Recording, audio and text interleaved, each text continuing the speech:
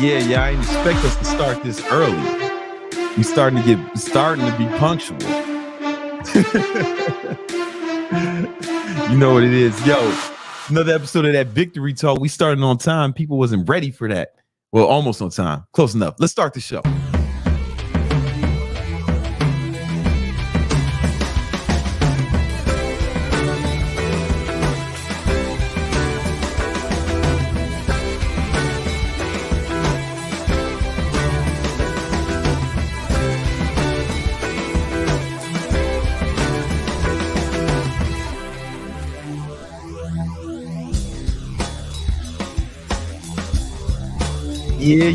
Yeah. You know what it is. Another episode of that Victory Talk podcast.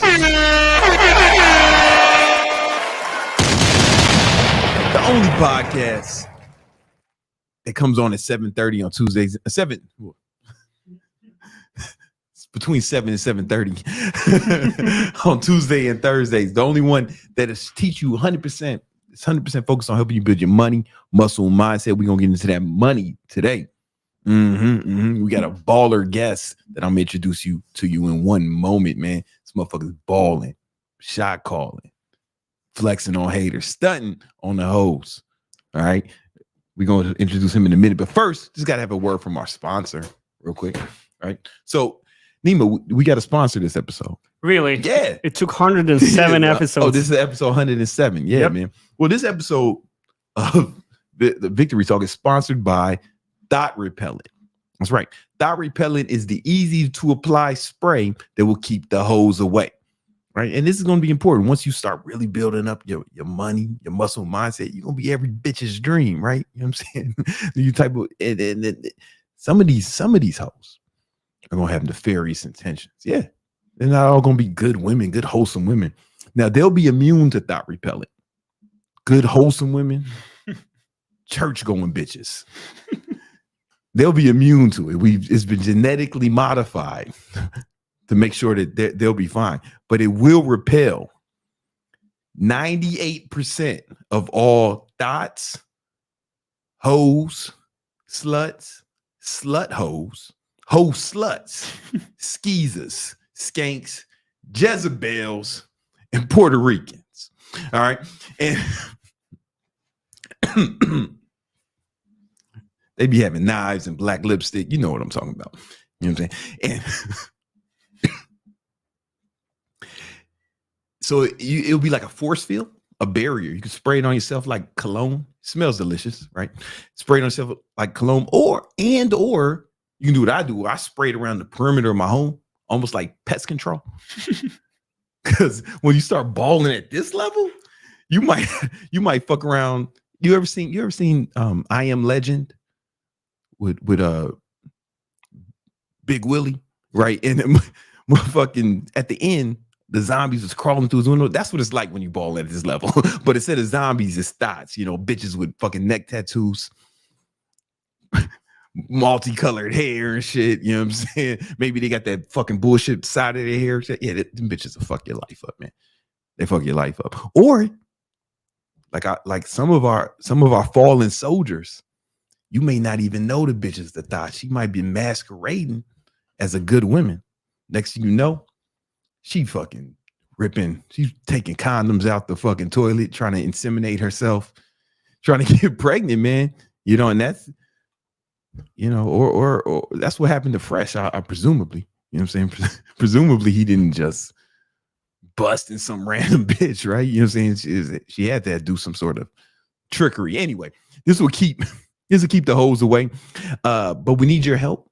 All your super chats go towards development of Thot Repellent, because this is just a prototype, right? We're not gonna be this big, right? We're gonna have some travel sizes so you can bring it, as you travel about the planet.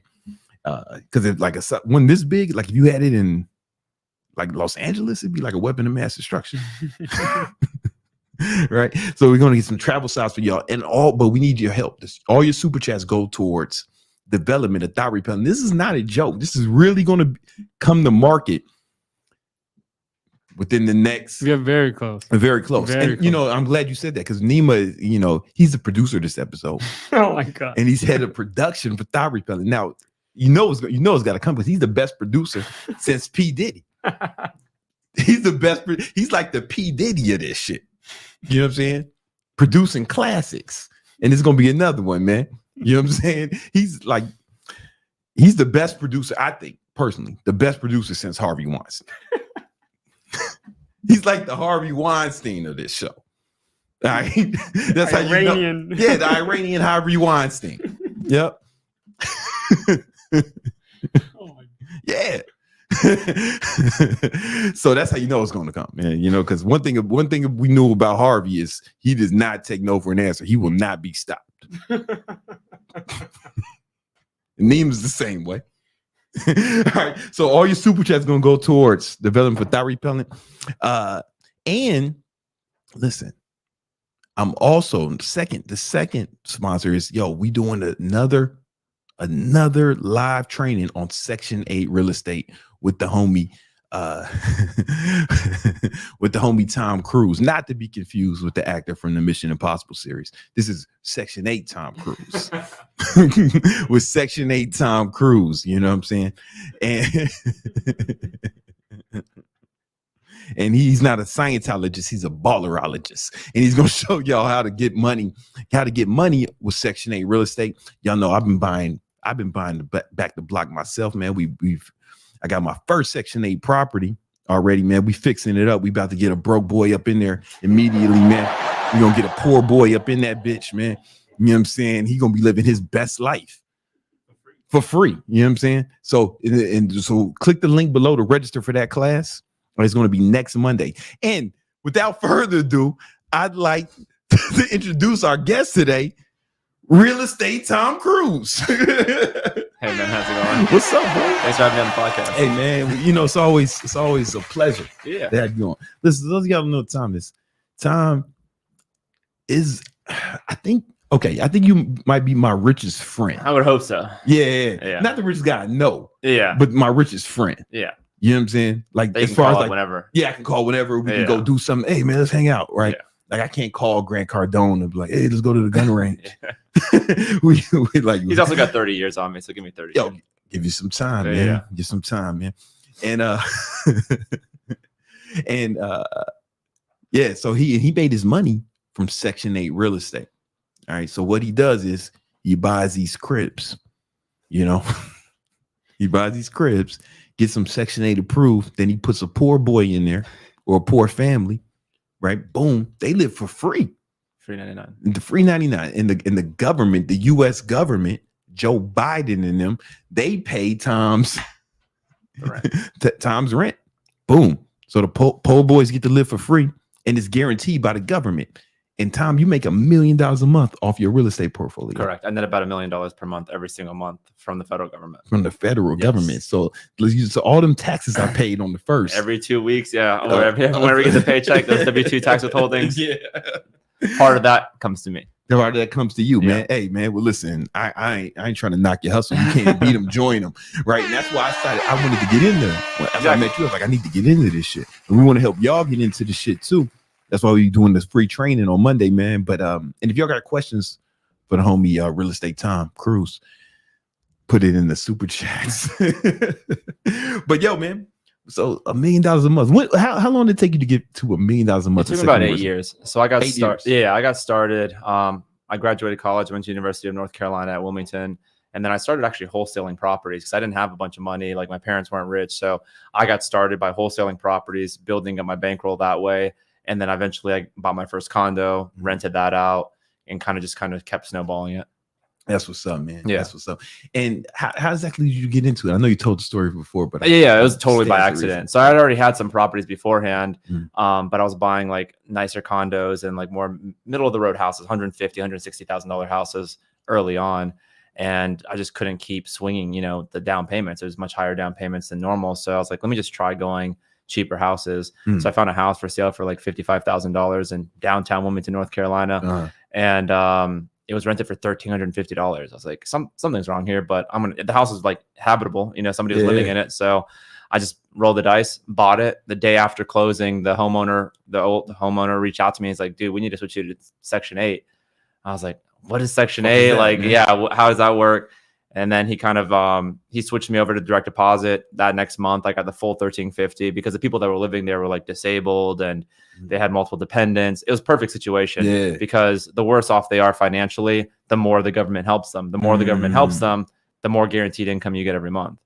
So that's how I got into Section 8. And then you said, when you said, oh, fuck it, I'm just going to do this. Then every other tenant, I just either kicked them out or I didn't renew their lease. And then I put Section 8 tenant in it. Because the hardest part about renting properties is getting your rent. The hardest part about anything when you're doing rentals is getting your rent for it, right? Yeah. So when that part of the equation is solved for you by the full faith and trust of the U.S. government. And they print the money. They're the ones that do it. Yeah, so they don't have enough to do. Pandemic proof, recession. It doesn't matter what's happening in the economy. During the 2020 pandemic, I had my best year ever. Section 8 kept paying me, and tenants didn't move out. They couldn't go anywhere. Just couldn't go nowhere, man. That's amazing. Fucked. Yeah, that's amazing. And it was the wildest thing is when you were telling me about seller financing. Yeah, because my first property that you helped me get, it was seller finance. Yeah. And it was like a $65,000 crib, right? Yeah, you put like $2,000 down. I put $2,000 down. Yeah. That's what happens with seller financing. I couldn't believe it. Yeah, and that's a lot of people have this misconception that you need to put 20% down on a property. Yeah, that's what I thought. You have to have like a bank to be able to involve with it. It's not the case. Like you can buy properties with just creative financing and doing it directly. Yeah, that's amazing, man. Listen, we got a lot of questions about Section 8 real estate, and we're going to get into more of them throughout this. Try to give these guys as much game as possible on it, but if they really want it, get serious about learning. We doing the free class. We're doing free class Monday at 8 p.m. Eastern time. 8 p.m. We'll walk you through step by step how Brandon got his first property, how we're going to occupy with Section 8 tenant, how that all works. Yeah, man, we're going to get a poor boy up in there immediately. You know what I'm saying? We just got to. It's a little bit of. We're actually going to probably put a geriatric in there. Let's get it. We really like the elderly in there because they cause a lot less issues. They're a lot more stable. Yeah. They very rarely have dependents, kids, or pets. And you get a good 10 to 12 years out of them. We get an old cripple in there. If you get a cripple in there, a cripple veteran in there. Oh, man. You know what I'm talking about? Jackpot. Jackpot. Yeah, you'll be sitting pretty.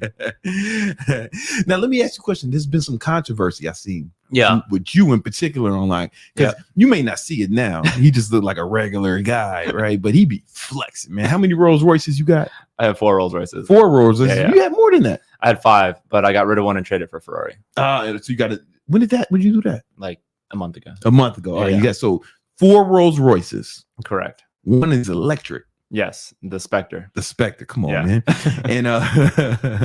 And you got you said you got a Ferrari. Yeah. You got 2 Lambos. I got a Urus and a Huracan Evo Spider. So this motherfucker be flexing, man. Don't let this shit fool you. Last time he was on here, he had the iced out watch, but today I just came straight from the gym. Oh, you just came straight. But I wore my boat shirt. This is what the crew wears. Oh, what the crew wears because he's got a $5 million boat. Yeah. Yacht. So this is a goddamn ship at that point. It's right? a pretty big ship. Yeah. It's a pretty at big 100 ship. feet. Yeah. Jesus Christ. So. But there's some controversy, man. Like, how do you deal with the accusations that like you're taking advantage of people? So, like they say, you're taking advantage of the poor boys, So I'm not taking advantage of the poor people. I'm taking advantage of the federal government and the taxpayers. So I'm absolutely taking advantage of the taxpayers, right? Yeah. Every time you pay your federal tax withholdings, out of every paycheck, a part of that is going to entitlement programs, which I am entitled to get out of you. So I don't feel bad about providing safe and affordable housing for people that otherwise couldn't afford it. Yeah. We really do house a lot of elderly people, a lot of single moms that have multiple kids that don't have high enough income to rent or to get another job or to get to buy a house. Yeah. So and Section 8 inspects all the properties, so you have to take care of them. They gotta be good. You can't let them go. Yeah, if you're a slumlord, they're gonna fail the inspection. They're gonna stop paying you rent. And then you're gonna have a bad time. You say that, you mean the government? The government, yeah. Because the tenants sometimes do have a small portion of the rent, right? So if the rent is $1,400, they might pay $50, $60, $70, and the rent is paid direct deposit to you at the beginning of every month. Yeah. Listen, man, when I was somebody was asking where the link is. This is the first link in the description, player. you know, I can tell you doing God's work, man, because I've had sex with a lot of women, you know what I'm saying, who lives in Section 8, you know, or their parents did. You know what? I mean, they were adults. Don't get it fucked up. You know what I'm saying? They were just still living with their parents. Right. Thank you for clarifying. Yeah, no, that's important. Yeah. That's important, you know. How much do you have to reinvest in these properties versus like how much you put in your pocket? So we have ways that we've mitigated and streamlined the actual expenses. So roofs, HVACs, foundations, any major component to the properties we're actually not paying. We've been able to reduce or eliminate those expenses almost altogether. And that just comes from, I've been doing it for 8 years. So I have multiple property managers, and we also have, you know, properties across 4 different states. So we figured out the most efficient way to reduce those expenses. I'm not remodeling any property. So if I buy a property, it's turnkey or I'm not buying it. It's either ready to be moved in, maybe $1,000 to $2,000. You have to do landscaping. You're gonna have to cut the grass. You have to maybe, you know, steam clean a carpet. You have to make it presentable, obviously, and it has to pass inspection. So there's always a couple $1,000s in repairs, but we're not tearing the house down. We're not remodeling it. We're not doing any major rehab. Right. Nothing crazy like I want a cash flow within 45 days of owning the property. Got it.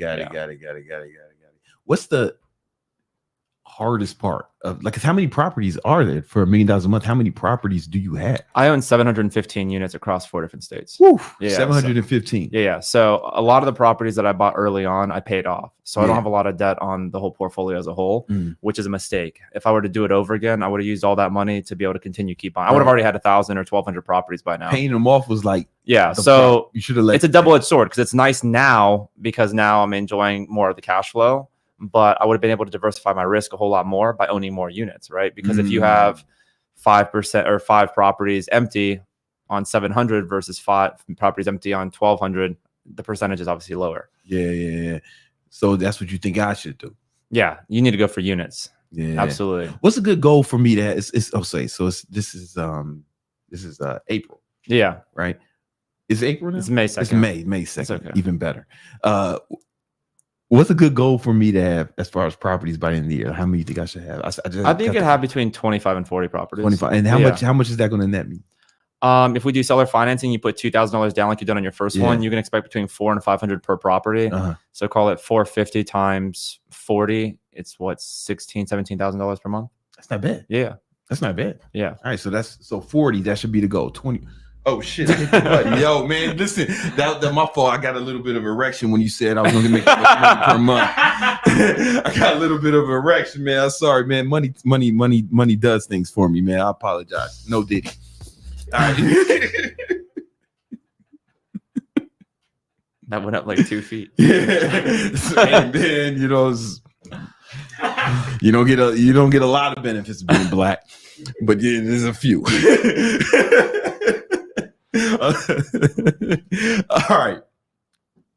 Erections aside, what do you think is going to take for me to actually hit that goal? Maybe, from like I got one property. Yeah, so I would say from a cash perspective, let's say conservatively $3,000 per property times 40 units, you're gonna be at around 120 grand. That's it. And then I would say we could have it done in the next 6 months. Yeah, really. So identify that many units, put them under contract. Yeah. All right, I'm with the shits, man. Yeah, I am down to get that shit popping, man. Yeah, I'm excited about that. Guys, y'all got to join me on this journey. Click that link in the description.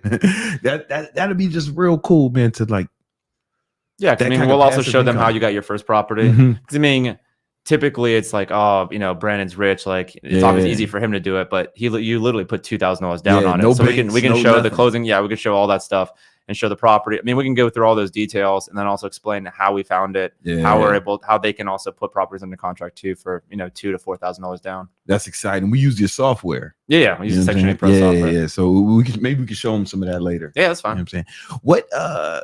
I kind of want to go into some of your lifestyle shit right now. Man. Okay. So what do you do with $1 million a month? Like, I'm sure you could figure it out, but what do you do?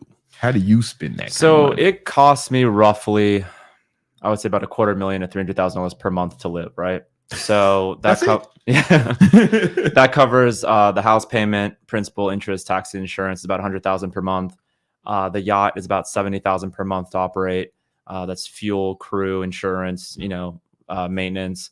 That's 170, 180 right there. And the other 70,000 is just going to go tax withholdings. It's going to go to, I have full-time chef, have, yo, that motherfucker can cook, man. Yeah, he's good. When I was over there, shout out to Gus if you're watching. Gus. Yeah. Do your thing, homie. So that's the main stuff. I mean, I would say about a quarter of my net monthly goes to just personal expenses. The remainder is going to have, of course, probably, I would say 100 to 150,000 is going to go to actually servicing the portfolio. I have 9 full-time property managers. They cost anywhere from 50 to 60,000 per month in salaries. I'm going to have some vacancy costs. I mean, at 715 properties, we might have anywhere from 15 to 20 of them being vacant. So of course we still have to pay the mortgage on those. So, I mean, overall, there's going to be some expense there, but for the most part, the rest of the funds are just going to buy more properties. I don't have a Roth. I don't have a 401k. I don't have, any type of retirement. None of that shit. I simply buy more properties every month. The tenants are paying down the debt every month. I get taxable advantages. I pay very little in taxes. So I really have no, because of the real estate. The real estate. Yeah. Wow. So you're able to depreciate the properties. Some of them you can do cost segregation analysis, so you can break down the value and actually get further, tax benefits. We of course have expenses associated with it. I write off my yacht because my yacht is a charter vessel, so we do occasionally rent it out. So yeah, the yacht is all business when we of course. I know. I mean, whenever we're on it, we're gonna be talking business. You got to tell me. You ain't got to tell me, man. You ain't got to tell me. What's the most challenging part about? Okay, let me ask you. Let me rephrase that. Christopher Wallace once said, "More money, more problem." Yes. Right. That was a song featuring Nima's idol, P. Diddy. Right. You know what I'm saying? Has that been your experience? I would agree with him. I think the reason where it becomes more money, more problems is going to be because lifestyle creep. If you don't control your spend, the things that you own will start to own you. Ain't that the truth? And if you can't control it, that's why you hear all these lame people, saying, "Oh, the best days when you own a boat is the day you buy it and the day you sell it," because they're too broke to own that boat. I mean, that's really what it comes down to. I mean, I take my boat out 3 or 4 times a week. We're always enjoying it, fishing, hanging out, chilling. But at $70,000 a month to operate it, if it's an insignificant rounding error of an expense to you, it's going to suck. You're going to consider that a problem. Like, for example, someone ran into my boat. My neighbor sold his boat, and on the way out of my channel, he straight up scraped the side of my boat. Oh shit! $85,000 in damage. Goddamn. His boat cost $60,000. So needless to say, he didn't have insurance to cover it. Who had to pay it? Me. I can't go with a huge gash on the side of the boat. My captain calls me today. "Hey man, your oil change is due." Okay, $20,000 per engine. There's 2 engines, $42,000 oil change. So those are the kind of problems that come up. Obviously, these are not, I'm not feeling sorry for myself about it. It's just, if you buy certain things, they will cause more problems, and it is a headache. At the same time, my boat's gonna be out of commission for a week while they're doing an oil change. I was just without it for 3 weeks while they were repainting it. So it's just stuff like that are gonna come up. Everybody's got their cross to bear. I mean, someone has to do it. And then of course with, certain, for me, I got lucky. I'd never had friends come out of the woodwork and ask for money. My family's all independent. They never, needed me for anything. So I never really had these people came and beg for money and mooch or anything. That's never I never had that shit either. Yeah. I mean, maybe in the very beginning, there was some fucking poor boys who was tripping and shit, but I just cut them off immediately, and I ain't heard from them since. Yeah. I've never supported anybody in my life. So I never had those issues, but I would say so. If you, especially if whatever your income is doing is not sustainable, you see all these people made money during COVID and stuff. Bro. Yeah, you don't see many people on social media now buying new cars or boats or houses you notice that? Yeah. So that's because a lot of Lifestyle. the income, especially now with TikTok potentially getting banned, you're gonna start seeing it's gonna start hitting a lot different if TikTok goes away. You know what? That lifestyle creep, that's some real shit, man. So I've been making money for a while, right? About a decade, right? Doing really well. But I wasn't buying no watches. You know what I'm saying? Yeah. I wasn't flexing or nothing for mad long until I felt like I could really afford it. So I kind of look at it even now, I'm hesitant to raise my monthly expenses. Yeah. I'm super hesitant because I think about what you said, you know, and probably to a fault at this point. Like it's just so ingrained in me. Yeah. But it's like I'm super hesitant to raise my monthly expense. One time shit, okay, I'll do that all day, right? Because I don't have to keep buying Richard meals, right? I just bought one. All right, cool, whatever. But it's something that I have to do every month. I don't know. I've always been adverse to that. Yeah. Yeah. So that's one of the things that I love about Section 8 because it's a guaranteed source of income. I would have never picked up $100,000 a month mortgage if I was doing literally any other business, because that can all go away. Yeah. But with Section 8, there's 7 million Americans depending on it. What sitting U.S. president is going to want to abolish a program that, especially if they want to continue getting those votes, are going to get rid of. So that's why I'm confident getting, a yacht payment or a house payment or so.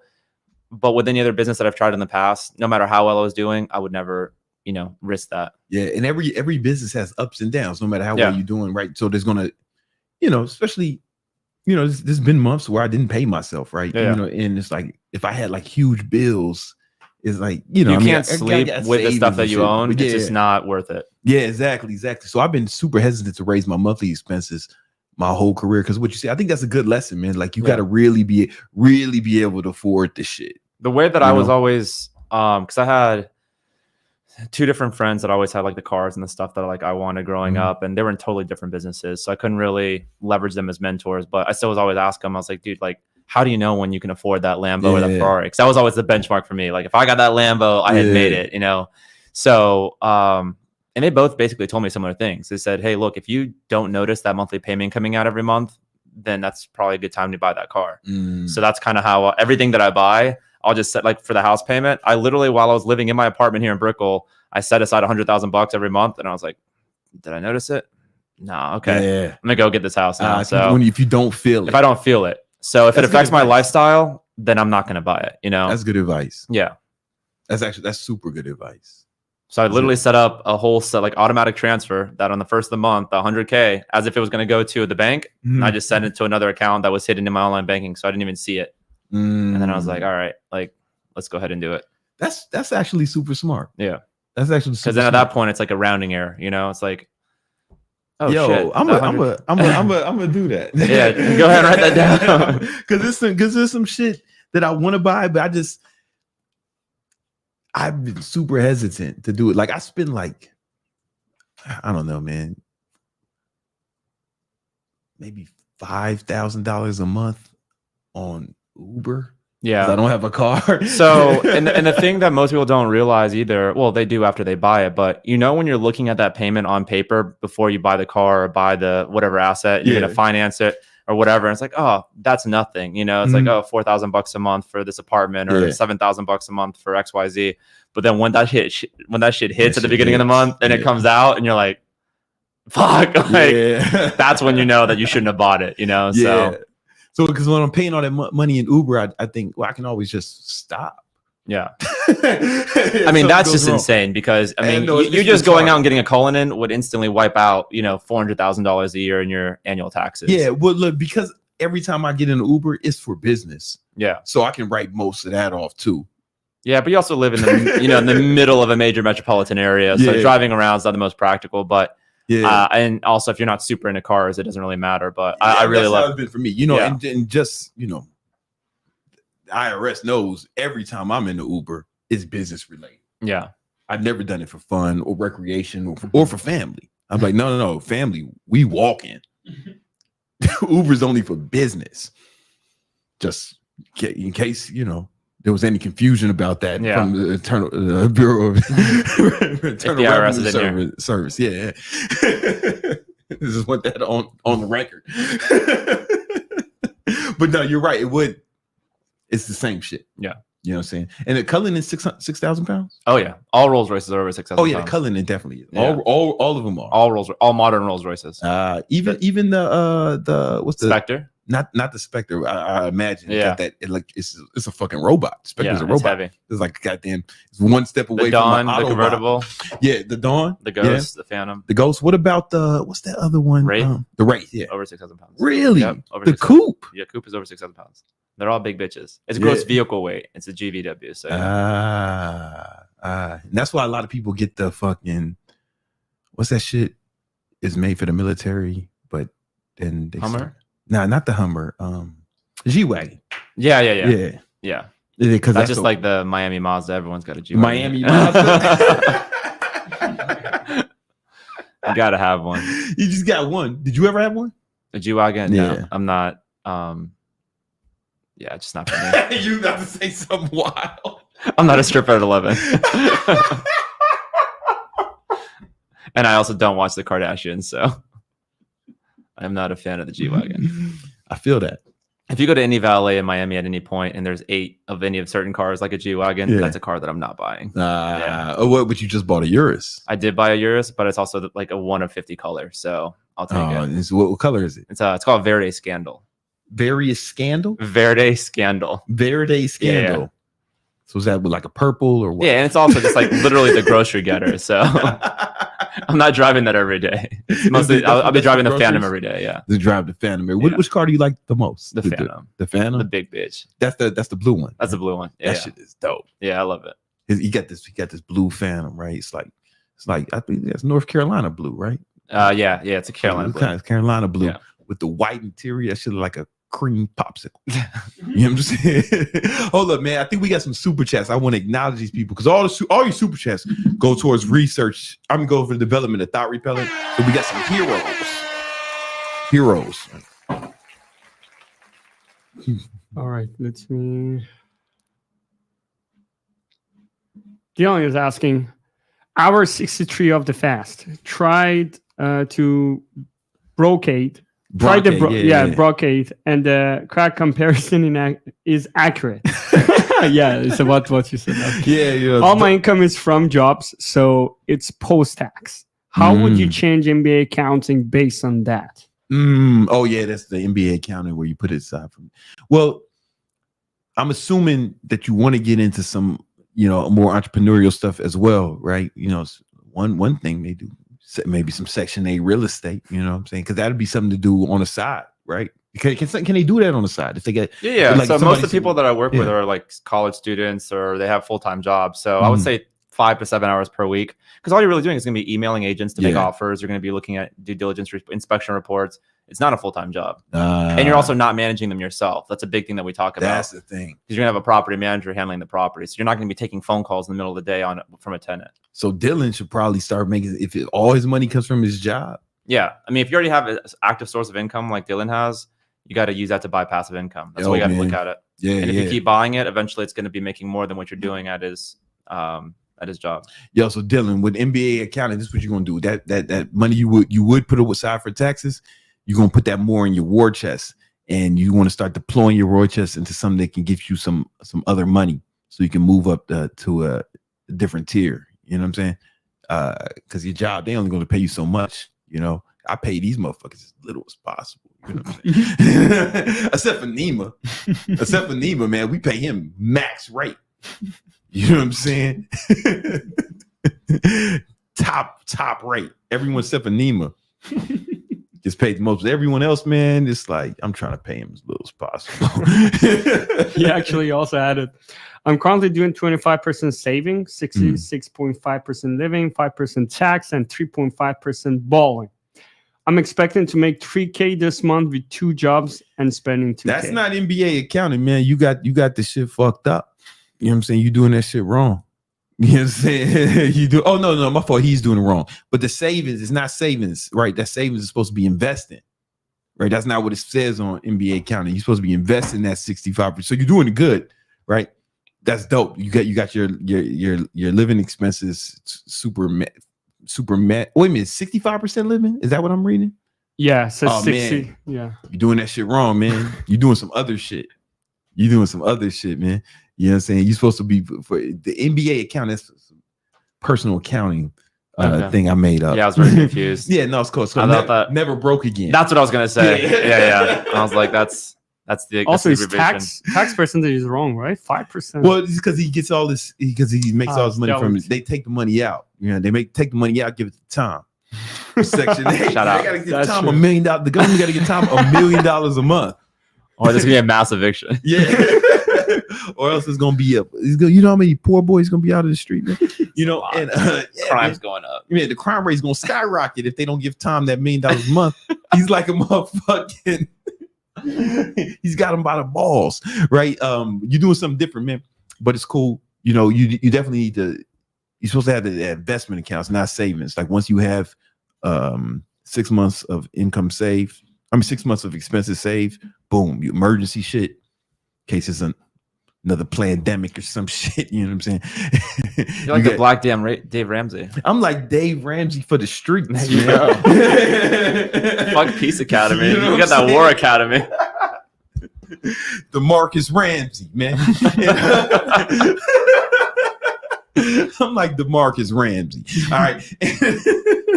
So you put that shit aside, and then half your income is supposed to be put into investment. You know what I'm saying? You know how many Section 8 properties you can buy with that? Half your income? I put $2,000 down. Right? Got a property. Come on, man. Got a property, man. Got a property. You know what I'm saying? Was there a question in there, or was I just random? No, it was just kind of added to the previous. But then the 74-hour fast. So I was telling them last week, I came up with something. Well, I named something I was already doing, but I came up with the name. What was it called? The Keto illegal stack, right? And so when you ever do like long fast? No, I do the intermittent shit. Intermittent fast. So sometimes when I need to get real cut for like some shit, I'll do like a 3-day fast. You just won't eat for 3 days? Yeah, just water and caffeine, you know, water and of course some Celsius. You know, you gotta drink Celsius. Yeah, Trail of Tears diet. God damn. It's like, man, you know what I'm saying? My ancestors come to me in my dreams. They be like, we's free, ready? Yous ain't got to do this no more. We's free. Underground Railroad diet. That's what they come to me in my dreams, man, wearing rags. We's free. We fought for you, brother. Eat some food. And in any event, I'm sorry. So you just won't eat for 3 days. Yeah, I get super ripped. But the only way to do that and not like go crazy or maybe eat a loved one is to take the stack where it's this shit called Broncaid. It's got this shit called ephedra. It used to be in all the fat burning supplements back in the day. Like a amphetamine. It's like an amphetamine. It's almost in the name.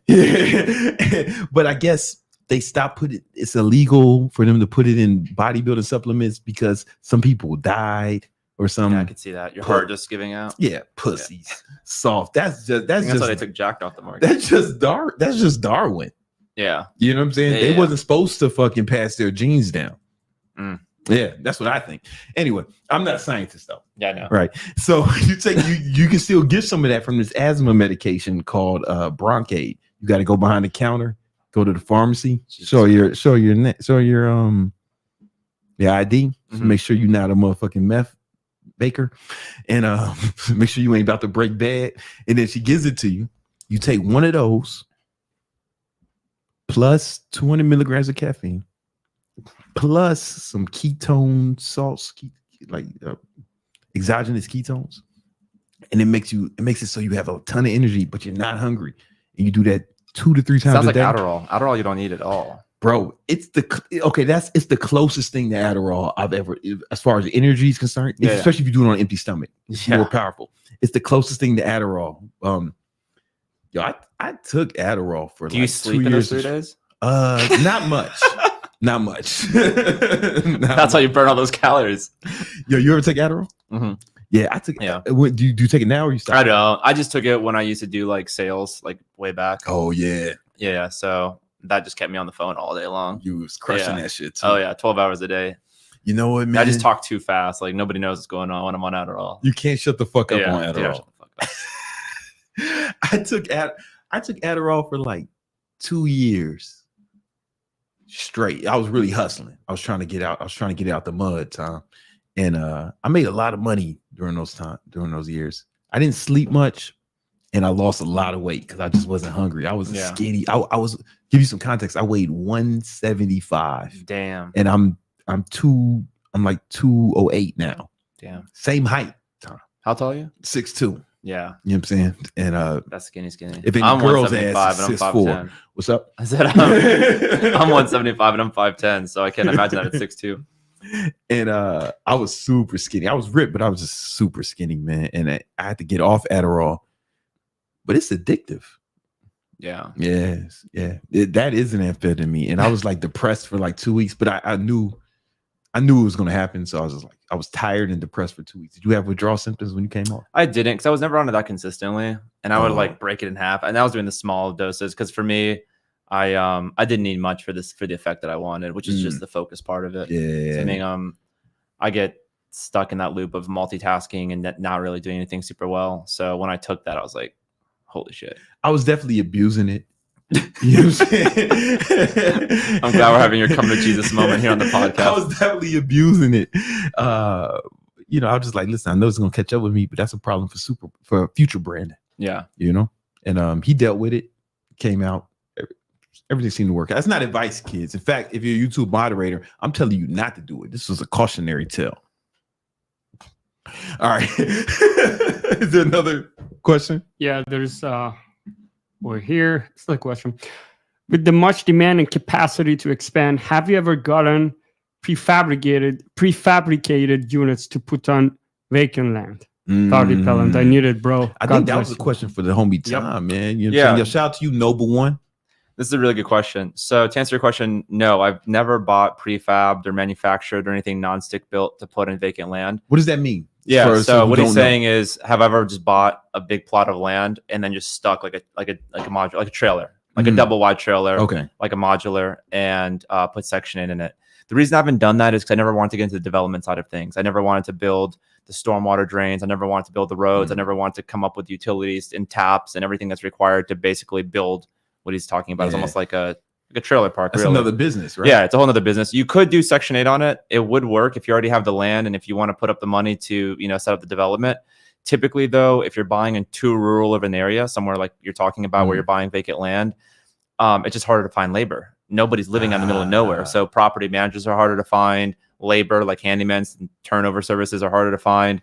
So typically I like to buy in areas with a minimum like 25, 30,000 people. Yeah. But if you have vacant land in a good area for Section 8, then by all means, do it. What's a good area where there's vacant land? I mean, there's a lot of like secondary and tertiary places like Fayetteville, North Carolina, Jacksonville, North Carolina. These are all areas that's where J. Cole's from, right? There you go. Fayetteville. Yeah. Forest Hills. Forest Hills Drive. Yeah. So all those areas, there's a lot of land and there's still a decent population, but you just wouldn't want to buy like bumfuck Idaho with 500 people living there. It just makes it harder. Yeah, man. Like, it's also important to understand that modulars and apartments pay less than single family stick built houses. So if you're getting $1,500 on a single family property, you're probably going to be getting $1,100 to $1,200 on an apartment, even with the same bedroom count. So it's important to understand that. That's super important. That's super important. Listen, Tom, this is a question everybody's thinking of it, and they're waiting for me to ask you this. Who do you think is winning the battle with with Drake and Kendrick Lamar, man? Who's winning the battle? Who you got? Man, after hearing Kendrick's latest response, I would say him. You think Kendrick? It was pretty crazy. Yeah. I just don't like all the crazy voices, man. I feel like I'm listening to a group every time I hear a Kendrick Lamar song. Yeah, and typically I'm not a huge Kendrick fan, and I don't even get involved in these beats, but it's all over TikTok and everyone's just responding to it. So I was like, it wasn't bad though. Yeah, and I'm not even like a Kendrick fan. In fact, I kind of don't like him much, but he was definitely rapping hard. Yeah. How do you think that's going to affect the Section 8 market? You know what? I don't know. I think that as long as poor people stay poor, we're going to be in good shape. Okay. Yeah. That's probably my analysis there. I think so too. Because people are always worried about it being saturated. I was like, look, the demand's not ending. Right now, if you go to any housing authority, call up any housing authority. You guys can do this tomorrow morning, 9 a.m. Call them up and say, hey, I'm poor. I want a voucher. They're going to tell you, hey, you're going to wait 3 to 8 years. New York City, you're waiting almost a decade. Why do they have to? Because the wait list is that long. Yeah, everybody wants free housing, but they don't have the budget to give everybody free housing. Hold up, so these motherfuckers can't get their shit together in 8 years? Oh, people will wait that whole time. They'll just sit around being poor for 8 years. Yep. And then they'll get it, and they get excited, and then they make a TikTok about it every single time. The amount of tenants. They make a TikTok about it. Yeah, they're like, I got my Section 8 voucher after waiting 5 years. I got my Section 8 voucher. And they're like super excited about it. Very excited about it. And then all the comments are like, you didn't get your shit together in 5 years. You ain't had you had 5 years to get your shit together. Yeah. That's crazy. You never meet the tenants, do you? I used to when I was like, I self-managed for the first, I would say 25, 30 properties. Yeah, I knew some of my tenants, but now, no, I haven't placed a tenant or seen a tenant in probably 3 years. And that's how what you teach ever. Like, oh yeah, I teach remote property. Have to talk to a tenant. No. Okay. You're not going to talk to any tenants. Yeah. That shit is a disease. Thank God. Yeah, you don't want to forever tenants. You don't want to do that because they'll stay there forever. That's the best part about Section 8. Yeah. I've had tenants that have been with me since I started Section 8. I want to be boys with these motherfuckers. Yeah. You know? I have had sex with a lot of women on Section 8. Well, that's between you and them. Yeah, but they weren't my tenants. That's not even legal, is it? You know what? I'm not sure because I know the whole thing, like, you know, people in authority versus. Yeah, I don't know. I will look into the laws in the respective municipalities. I wouldn't do it. Yeah, I'd be like, yo, you got a cousin, you got a cousin or a mom. You know what I'm saying? But not them. They're also gonna be out of states. You're not even really gonna. They're gonna be in a flyover state. You might fly over them at some point. Yeah, them, like, there's. Oh, there's LaQuisha. Actually, most of my tenants are Hispanic and white. Really? Where I'm buying is Hispanic and people from the mountains of Caucasus. A lot of Caucasians. Yeah. So we have. I mean, there is obviously state dependent. Like I started in North Carolina, so there is a heavy African American population there. But in other states, we have a lot of Hispanic because you can also depending on where it is and what county you're in, you're gonna see that there's more trends, if you will. So there's a lot of Hispanics. A lot of Hispanics, and some of them not all documented. I don't know how they get in the program, but they come up with papers. They figure the shit out. Because I'll tell them sometimes, like when I was self-managing it, and I'd say, hey, you know, rents. Oh, well, I need to set up this bank account, blah blah blah, but I got to get so and so to do it because I don't. I was like, I don't say shit. Hey man, listen, you know me gente no tango dinero. They have the money, they just don't have the papers. That's what you know. So it works out really well. And also, they're some of the best tenants. I mean, they'll fix the stuff if it's broken. They'll do it themselves. That's who you was gonna call anyway. Yeah, exactly. Yeah, no, it's in the blood. Yeah, you know what I'm saying. So they fix their own shit. It's yeah. Yo, I just had like joke overload when you said that shit, man. You know, it's like too many Chrome tabs open.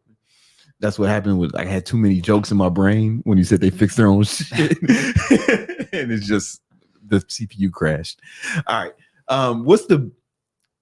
Would you say that's the biggest advantage of being a Section 8 landlord versus being like a regular ass landlord? Because a lot of people want to get into real estate, but I was so apprehensive to get into real estate. Like most of my network is in like the stock market because I could just do that shit from my phone with buttons, right? Yeah. And I was like, man, I don't want to fucking fix toilets. I don't want to fucking hit motherfuckers up for the rent. And I understand you get property managers, but it seems like this is significantly better. That's why I was excited to start doing it. Yeah. So, I mean, my property management involvement is probably 3 to 4 hours per week. So I have a Zoom meeting with all my property managers on Friday morning. So tomorrow morning I'll have one. We talk about any issues that have come up. The thing is just empowering your property managers to make decisions on your behalf, right? So when you start trusting them, that's when things become a whole lot easier, which typically takes, I don't know, 1 or 2 months before you see if they're going to be a good management or not. Do they have like your credit cards or do they have? So yeah, they'll have like a business Amex that's going to be tied to the property management company, and then they're going to manage it for you. Do they handle all the bills? They handle all the bills. They'll do all that. I mean, some of them will even pay the mortgage for you if you want them to. Oh, really? Yeah. So they can, make the monthly payment for you. So, wow. All my property managers are full time, so they're all like employees of mine. But when you're starting out, you just use a property management company. That way, you're not paying any salaries. You're just paying 10% of the rent. So if the rent that they're managing is $1,500 per month, you only pay them $150. So yeah, and that's one of the best parts about Section 8. That's why I chose it, is because the rent's guaranteed. If we have another pandemic and everyone's unemployed and they can't pay their rent, I'm not stuck paying hundreds of mortgages, right? So that's one of the best parts about it. That shit is and amazing. Tenants stay forever. These tenants are not moving for jobs. They're not moving for education. They're not moving for family. Their family probably lives on that block. It's a lot. It's like very close knit. Oh, that's what's up, man. Be the best way of saying it. That's what's up. So people never get their shit together. No, absolutely not. Some people will. It's a small percentage of it, but I would say the majority of them. The only way that they're moving out of that property is if they die or if they're leaving in handcuffs. Those are the only two ways that I have. What happens more frequently? Dying. Yeah, really? Most frequently. Yeah, because I specifically target older.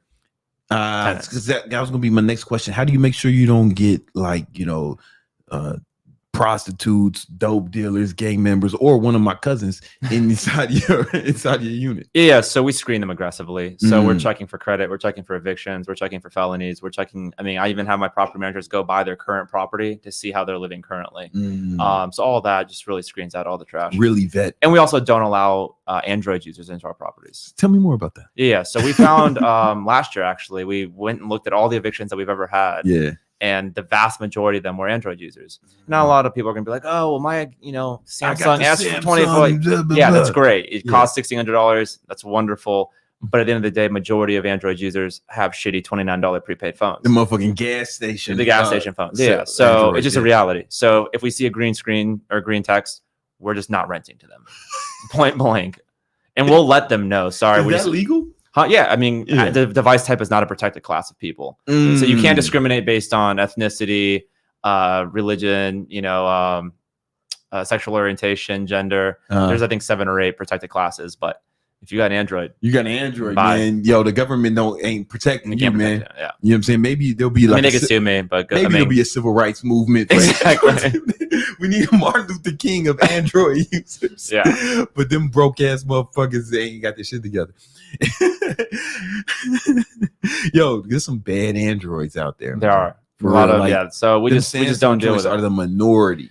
So even though Android does have a bigger market share, so statistically there's gonna be more tenants on with Androids, we find that the people that are on iPhones just don't get evicted anywhere near the same, even from a percentage standpoint. That's right? Insane. Even proportionally to the Android market share, Android disproportionate. Really? Yeah.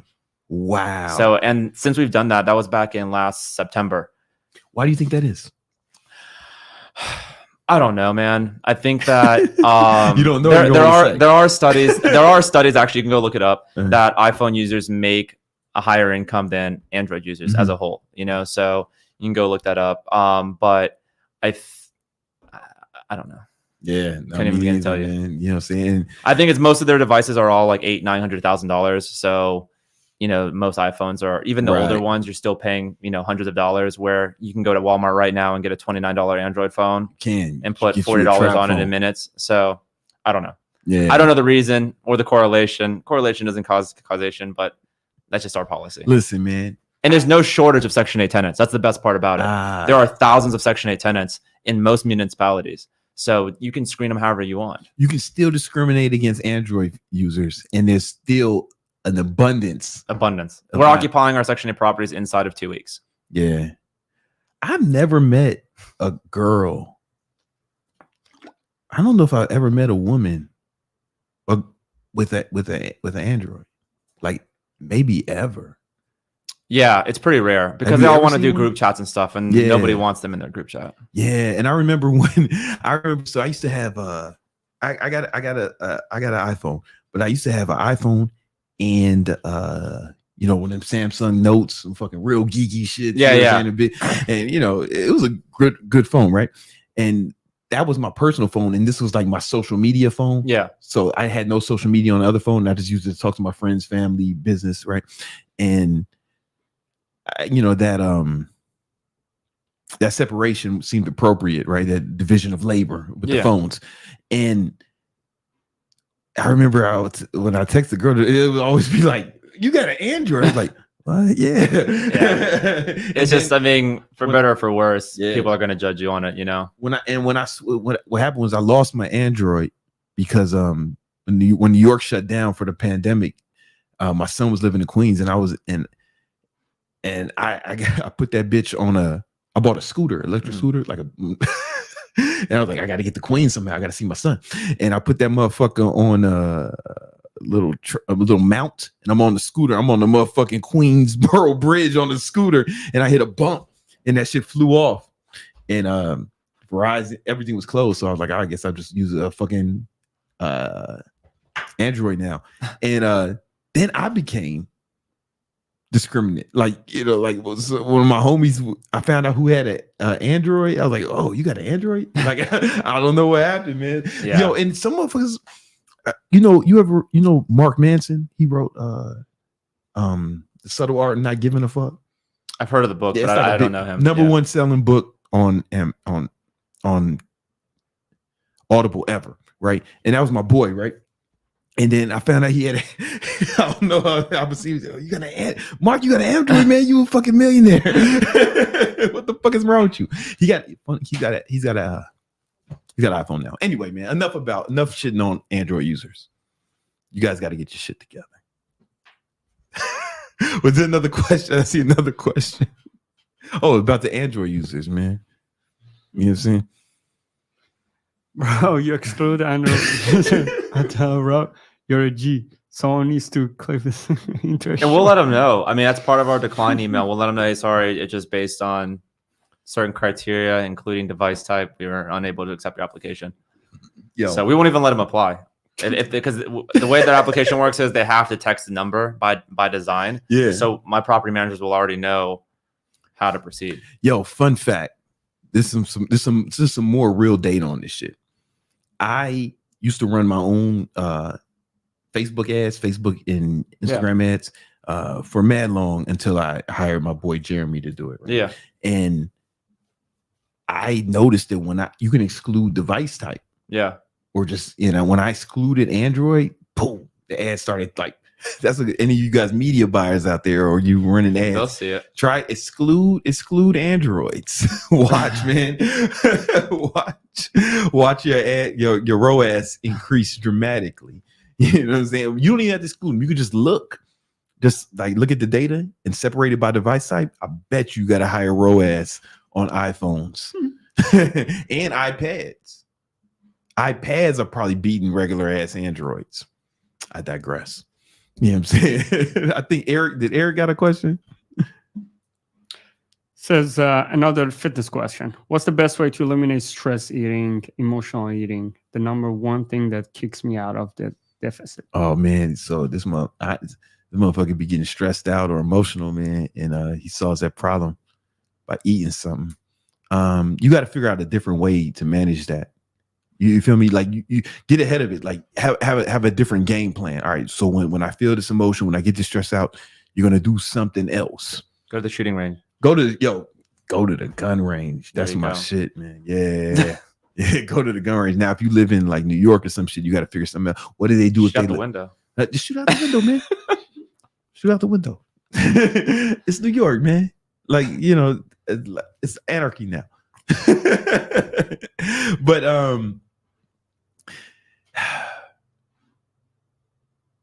Adderall. No, I'm fucking with you because then you won't sleep. No, but you got to figure out something. It could literally be anything.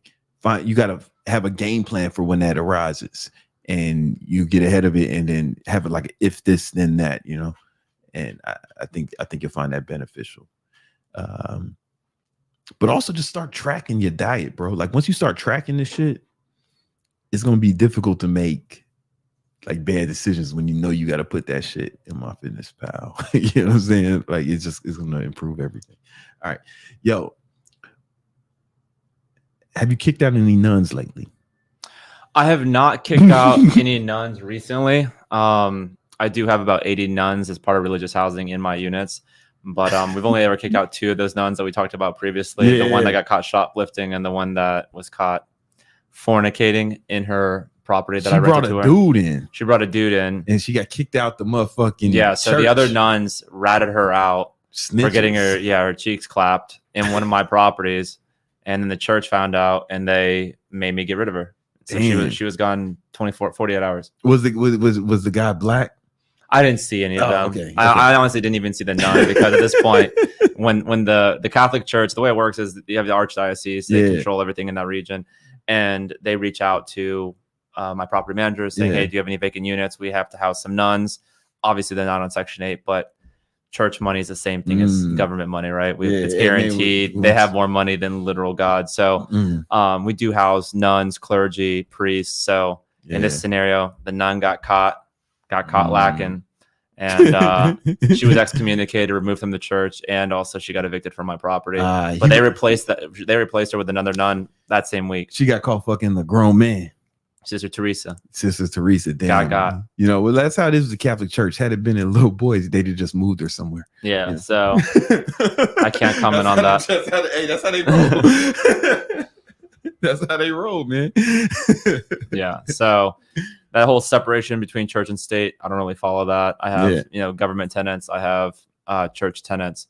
But that works really well too. It's just harder to get into. You really have to already have a track record of renting. So you're not going to be teaching that. No, because it's not as reliable. Yeah. You know, you're not always gonna. Right now, you can go find a Section 8 tenant tomorrow. Yeah. You can't go find a nun tomorrow. They came to you, right? They came to me. They actually came through the Department of DSS, Department of Social Services. Mm-hmm. So Department of Health and Social Services in North Carolina. I was working with one of them to place a tenant, and she reached out to me and she's like, "Hey, my church is needing some help placing some nuns." I said, "I never fucked with any nuns before." Yeah. I said, "Let's try it. Let's get that nun." And they pay top dollar. And we have contractual lease agreements where the rent goes up percentage every year. They all sign multiple year leases if you want them to. They're cool with it. Yeah. I make them do all one Hail Mary for me too. I'm gonna bring the lease next time. Yeah. Oh shit. All that, listen, man. You got deflated this time. Yeah, no, all that nun talk. Yeah. So that's all part of it. They all have iPhones? We don't know because for the nuns, we were dealing directly with the archdiocese and they placed them. I don't think they had iPhones. They probably had a mixture of them, but they're nuns. Yeah, the nuns they don't want none problem. They don't want any problems. They don't want no problems, man. Most of the time, except for that one who was trying to get. And then the other one that got caught stealing at Target. She was stealing it. Yeah, she got caught shoplifting at Target. Do you know what she was stealing? I have no idea. Damn, I wish I knew. Yeah, but she didn't get excommunicated. The one that got caught. Was she in full penguin outfit, like the full shit? I wasn't there, man. I don't live in the state where this happened. This is about back in North Carolina, so my fault, man. I mean, listen, I'm just interested. I should get some pictures though. Next time they evicted none, I'll ask for proof. What's it? I want to talk about more like lifestyle shit. You know? Yeah, go for it. You know, you got these. You had a girlfriend now. You didn't have a girlfriend last time we spoke, I don't think. Yeah, so I have a girlfriend now, correct? Okay. So what made you pick? Because what made you pick her out of you make $1 million a month? I'm sure you had some options. No, what should these guys look for once they start balling? What should they be looking for in a girl? I mean, she just checked all the boxes for me, right? Mm-hmm. So we have a lot in common. She's super into cars. She works for an automotive group doing marketing, so she handles really high end cars. On top of that, she's hilarious. She's funny. She went to college. She has no OnlyFans, which is the bare minimum. Yeah, you got. She also knows no social media really at all. Oh, that's what's up. Which is really nice. So I mean, and she's also super hot. So she's motivated. She makes 6 figures. She has her own independent life without me. She has her own apartment in the middle of Brickell. Yeah. So that was all just a lot of green flags. Yeah, she's super fun to be around. So my family loves her. So these are all things that led me to lock her down. A lot of the red pill guys, they say guys don't care about how much a girl makes, right? And I understand that I understand why they say that, but you don't want a fucking. I don't want to do nothing, bitch, right? So I really don't care how much she makes, right? Because at the end of the day, I'll make her annual salary in 72 hours, right? So it's completely irrelevant. But what I like about the fact that she has gainfully employed is it shows me that she's motivated. She's working towards a bigger goal. She's not sitting at home all day, doing nothing. Exactly. So that's the part that I, really love about her. And you want a girl who's smart that you can talk to, right? If you got some bitch who's just fucking don't know shit and ain't smart, then if you made a bunch of money, it's fair to say you have a baseline level of intelligence, right? So you can't even relate to some of these hoes. And I've had that too, right? I've had girls that are super out of my league, that are super hot and that are 10 or 12 years younger. I'm 36. I've dated the 24 and 25 year olds and they have nothing to say. Nothing to say. You can't relate to them on any amount of thing. You're just sitting at dinner and it's and they're just talking about the most vapid shit. Yeah. So it's just okay, there's no point in this, right? Yeah, so I mean, it's fun to have fun with them, but that was before I grew up. Yeah. No, I mean, I get it. I just I just felt like it was cool I get lumped into that red pill type of shit, and I'm green pill. All I care about is the paper. You know what I'm saying? Yeah. I don't give a fuck about none of that shit. But I have a lot of crossover with the audience, so I just felt like it was cool to get another perspective, man. You don't want a bitch who's like, even if she don't, once you lock her down, even if you like say, hey, don't work no more, right? Let's not deal with my girl. All right, you ain't got to work no more. She was a teacher. Yeah. You know, so she was smart. She went to college. We can talk about like higher level shit. You know what I'm saying? And some of these strippers that I used to fuck, it's like, yo, I was dating this one bitch. She was hot, right? It was a long time ago, babe. Long time ago. And I bought her a dog, my nigga. I bought her a dog. And the dog was a puppy, right? It was a puppy. I was like, cool, whatever. And then this chick was Dominican, right? And she told me, and she said, yo, I think dogs can understand English and Spanish. I'm like, whoa, hold up. Fuck you just say? I think did you just tell me you think this puppy, this baby dog is bilingual? And she was like, yeah, because when I talk to her in Spanish, she comes, and when I talk to her in English, I was like, oh, you understand it? Like baby humans can't understand one language, and you think this puppy is bilingual? She's like, yeah, and she almost started an argument with me, like. She was so dumb. She thought that I was dumb because I didn't understand her. And I was like, oh, this ain't gonna work. And you run into that when you just make girls just for looks or whatever. You know what I'm saying? Yeah. You gotta go deeper than that. You gotta get a little deeper than that, man. You got a little deeper than that. All right. What's do you have any legal challenges like that you have to deal with as far as occasionally we'll get like small claims, lawsuits from tenants, mostly over like security deposit disputes, meaning like, you know, they moved out, they're expecting $1,000 back and we gave them 600, and you know, there's like little, but my property managers will handle that. The only one that I ever had anything that was more than like maybe $5,000 was lead-based paint. So a lot of the properties that I buy were built prior to 1978, where they still straight up use lead-based paint everywhere.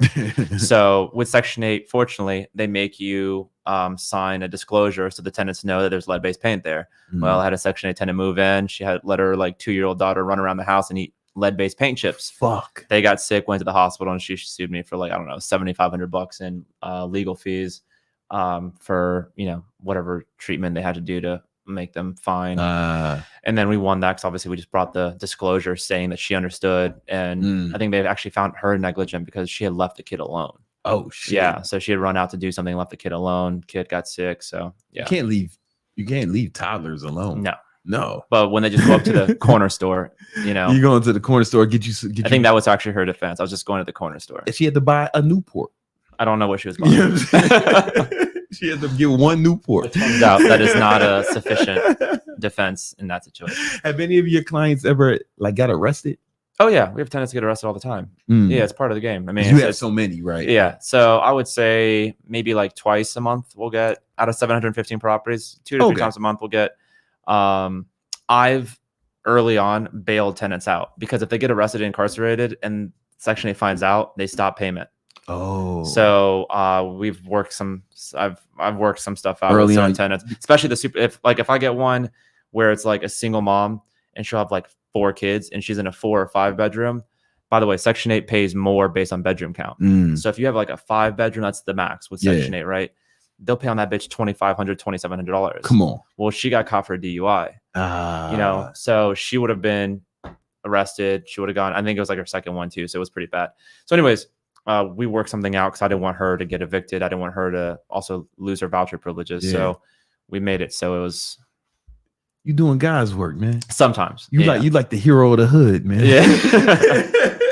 We just had to finesse it because I definitely did not want to lose that. It's very hard to find a non-felon, single mom, multiple dependents that also are going to also, you know, take care of the property. And everything was great on paper besides the fact she was a raging alcoholic.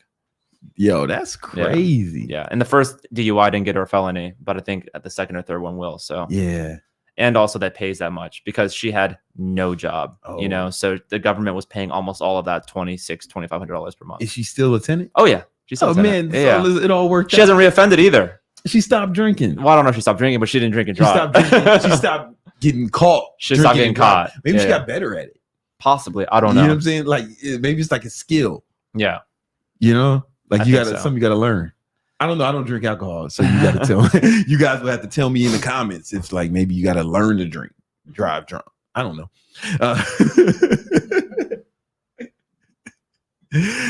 So you have your property management. Yeah. You pay them salary instead of a percentage of the correct. rent. Yeah. Is that more economical for you or less? Depending on that.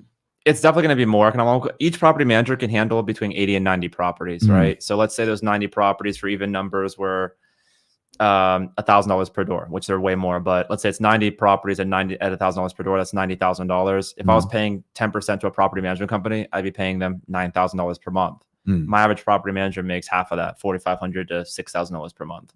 So when you amortize that over 9 property managers, I'm saving $27,000 to $35,000 per month. But it's still a better deal for them because they probably couldn't get that many properties under management on by their themselves. own. Yeah. They're still making more money. Yeah. And I also do the golden news strategy. So I overpay all my property managers. So that way they all get in debt. They all go and get nice cars. They all go get nice apartments. So they literally can't go anywhere else. So I'll try to pay anywhere from 15 to 25% over market rate for their employment. And they've been with me forever. And it's probably easier for them to deal with one guy instead of having to deal with a bunch of others. Yeah, and they have their set, tenants, their set properties. I have a fixed cost, so now I don't have to, constantly be shifting their comp. Because if you were doing percentage and a unit goes vacant, then you pay them less. But now you're having to, calculate for that. It becomes a mess. So I just pay them all fixed salaries. That's dope. Yeah, that's dope. And now you have this. You also developed a software that we use to. Yeah. It's called Section 8 Pro. You want to show them the software? Yeah, we can. All right, I'm gonna pull up Chrome, but I'm gonna put it in porn mode so it don't save all your shit, And here you go. Do you already have your login on there? Let me see if I can remember my password. It might be easier. Yeah, it might be just to do a non-porn mode. Yeah, no problem, man. Hold up. Let me go to my courses. Don't show this, right? It's all my logins, all my courses. Where is it? Yeah, so the Section 8 software that I developed, we developed it about a year and a half ago.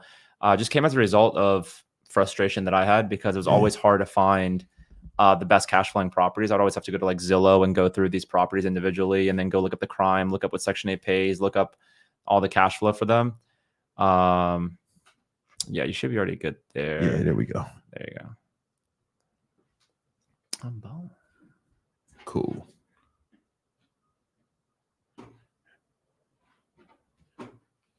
All right. Oh, let me just close some of these other windows just in case they open because I don't want them to see everything I got going on over here. I got a calendar and shit, ChatGPT.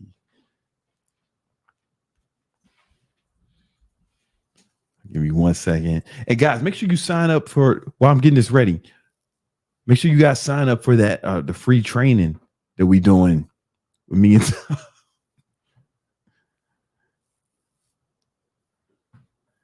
This weekend. All right. There you go. All right, cool. All right, show them the software, man. And you guys got to sign up for the training where he's going to go into this more and just show y'all what it's like to, join. Yeah, so basically here's the profitability map. This shows all the most profitable counties in the country. So you can grab a random county here. And this one, estimated cash flow, $892 per month. It shows you what Section 8 pays here. So in this case, it's $1,500 per month on a 4-bedroom. Like I said, it's based on bedroom count. You also can come here and then do Deal Explorer. This is what everybody really wants to use because it's going to make things so much easier for you to buy properties. Can I move your face? Can you move my face? Yeah, it's over there. There we go. So if we click on filters here, we're not paying $150,000 for any bando. We're going to spend $75,000. And then, of course, the minimum cash flow, we want to see at least $500 per month minimum. At least. And then you guys can also come down here. And if you want to do seller financing, you can do seller financing. So then you just click search. And then boom. So you have all the best Section 8 properties. It's a little distorted here, the way that it's screen sharing, but it's fine. You get an idea. So you can go click on a property. It's going to give you pictures of it. the most important part is right here. Management fees, taxes, insurance, everything's already calculated. And then you can see your monthly net cash flow here, $665. Woo. So it just gives you a good idea of what's going on. So you can also then go, if you want to see exactly what the crime is like, because you don't want to buy Warzone, guys. You do not want to buy where there's a bunch of drug dealing, where there's a bunch of crime, because yes, the tenants are still low income, but you don't want them moving out after a month of living there. So here you can put in any address in the country, and then we'll tell you, hey, there's a lot of burglaring going on here. Make sure you know how to fight. And then you have murder rates pretty low. Spicy assaults is pretty low. Spicy assault. You want to make sure that all of this is good. And then also you want to make sure that the rents that are being paid here are high enough where you can still cash flow. Same thing with, you can do it on a city research level. You can do all your deal calculations here as well. So you can go in and put, your numbers. So basically it's an all in one place. And then of course I have the real estate course and also my property management software. So it's just a one-stop shop to be able to identify the most profitable counties in the country. That shit is dope, man. Listen, we'll be doing a more in-depth demo on Monday night on Brandon's training. Yeah, make sure y'all click that link in the description to join, man, because it's really going down. You know what I'm saying? And you can kind of search this on any neighborhood, huh? Yeah, you can do any county, city, state, and you can also do it based on bedroom count. And also you can do seller financing. That's the most powerful feature of it. Yeah. You can click seller financing, and then we search the whole country on market and off market now. So you can find Facebook Marketplace, Craigslist. We grab all that data. Yeah, because that's how we found mine, seller financing, and that shit. That's what's up, man. That's what's up. And I only put $2K down for the crib. Yeah. So when you're putting that little down, your money goes way further, so you can buy a lot more units. Yeah. Do you invest in anything else besides? I just do Section 8. Just Section 8. Stock market. No, I don't do stocks. I don't do any retirement accounts. I don't do crypto, NFT. I don't do anything. Nothing. All I do is money comes in. I blow it on stupid shit that I enjoy doing. Trips, experiences, cars, guns. I buy a lot of guns. I love guns. Same. Yeah, and then the rest I just buy properties with. It's been working out so far, so I don't change my strategy. That's something. If it's not broke, don't fix it kind of deal. That's a fact. So I never really had that shiny red ball syndrome where you go looking at the next best thing. And you got it, so you make it $1 million a month. It seemed like it worked out pretty well for you. Oh, it's supposed to be on. And I reminded you. You reminded me about that too. Listen, man. Sometimes 50 just got to speak, man. Yeah. You know what I'm saying? Now, how much money did it cost you to put together that software? I mean, it was hundreds of thousands of dollars. Because it was not only that, but it was also my property management software, Cruise Control. Yeah, Cruise Control, which that's going to be available to students here shortly. So, when is that going to be available? It's gonna be this month. I'm excited. It was supposed to be last month, but we got a new provider for screening reports. We're doing credit reports and background checks, so we just kept pushing it back. But yeah. So basically, when somebody's in your program, they get access to this, but they also to the Deal Finder program, the Deal Finder, and also Cruise Control. That's dope. Cruise Control is a property management software that I've been using for literal years, and now recently we've made it available to students, and that's the hard part that becomes more difficult, is because you made it for yourself initially. I started using it for myself. So I've been using it for a long time. So we already had our own providers for everything. But now when you make those providers available to sub users, it becomes a lot more complicated. So that's why it's taken months to get. You say hundreds of thousands of dollars, like 200, 300, 400? The actual development costs? Yeah. Man, so we have 4 developers out of San Francisco that develop it.